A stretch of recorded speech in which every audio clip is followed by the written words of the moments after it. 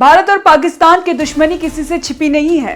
दोनों देश हर मोर्चे पर एक दूसरे को पछाड़ने की होड़ में रहते हैं, चाहे बात हो जमीनी ताकत की, आसमान मारक क्षमता की या समुद्र के सीने में उतर जाने वाली तकनीक की।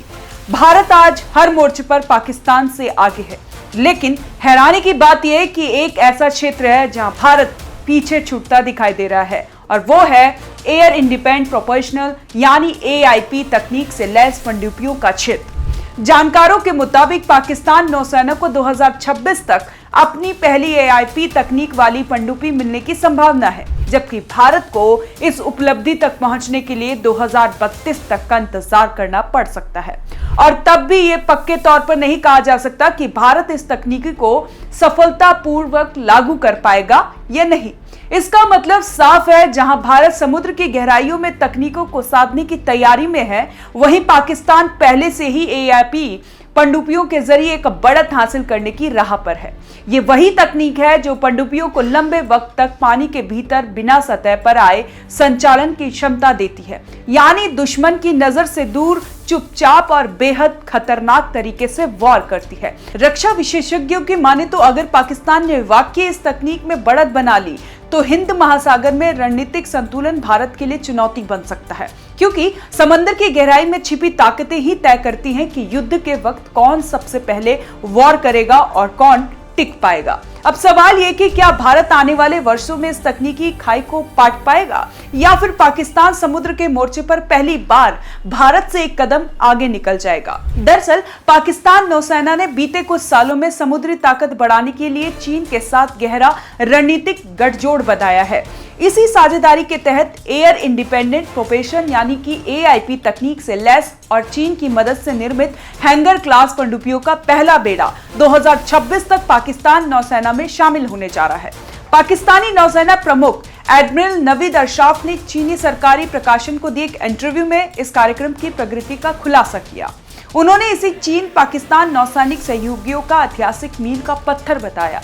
अशरफ ने कहा कि यह साझेदारी पाकिस्तान को समुद्री आत्मनिर्भरता और गहराई में बढ़त दिलाएगी। उन्होंने यह भी दावा किया कि चीन में मिनी टाइप 054 AP फ्रिगेट ने पाकिस्तान की नौसैनिक क्षमताओं को नई धारा दी है, चाहे वो वायु रक्षा, एयर डिफेंस हो, पनडुब्बी रोधी, एंटी सबमरीन वॉरफेयर या समुद्री निगरानी।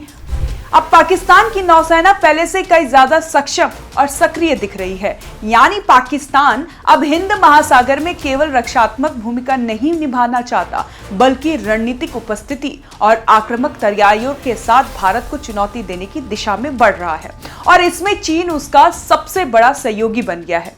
वहीं दूसरी ओर भारत अब भी अपनी AIP तकनीक आधारित पनडुब्बियों को विकसित करने के लिए इंतजार में है।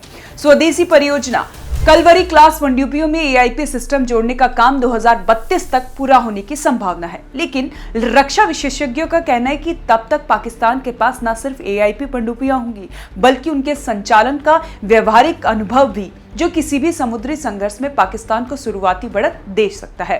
इस पूरी कहानी का सार यही है, जहां भारत जमीन और आसमान पर अपनी श्रेष्ठता बनाए हुए है, वहीं समुद्र की गहराइयों में पाकिस्तान धीरे धीरे भारत को पछाड़ने की तैयारी में है। अब सवाल यह है, क्या भारत इस तकनीकी दौड़ में अपनी गति बढ़ा पाएगा, या फिर हिंद महासागर की लहरों पर चीन पाक गठजोड़ की बढ़त साफ दिखाई देने लगेगी। पाकिस्तान पहली बार नौटंकियों से बाहर निकलकर ये काम कर रहा है। हंगर क्लास पनडुब्बियां अपनी बेहतर स्टेल्थ, लंबी डाइव टाइम और सुधरी हुई मारक क्षमता के साथ हिंद महासागर में समूचे खेल के नियम बदल सकती है।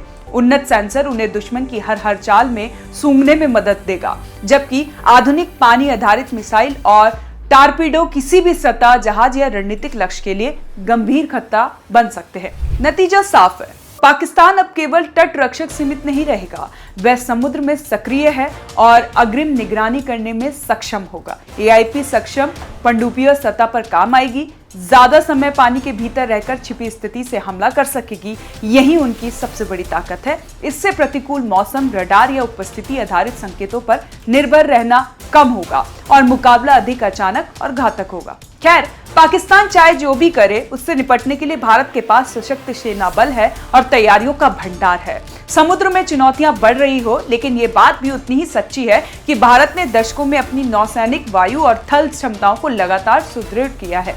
टेक्निकल सुधार, बहुपक्षीय साझेदारी, आधुनिक प्लेटफॉर्म और तेज रफ्तार पर चल रहे स्वदेशी प्रोजेक्ट्स किसी भी चुनौतियों का सामना करने के लिए निर्मित है। अब जरूरी है साहस के साथ संतुलित रणनीति, तकनीकी नवीकरण और तेजी AIP जैसी क्षमताओं पर काम करना। शक्ति, तेजी और समझदारी से भारत ने हिंद महासागर में अपनी प्रबल उपस्थिति बनाए रखी हुई है। अंत में संदेश साफ है, चुनौती जितनी भी बड़ी हो, भारत की प्रक्रिया उतनी ही ठोस होती है। ये ऑपरेशन सिंदूर में भारत ने पाकिस्तान को कर दिखाया है। तो कैसी लगी आपको ये जानकारी, आप हमें कमेंट कर जरूर बताएं और देखते रहे ONOG इंडिया।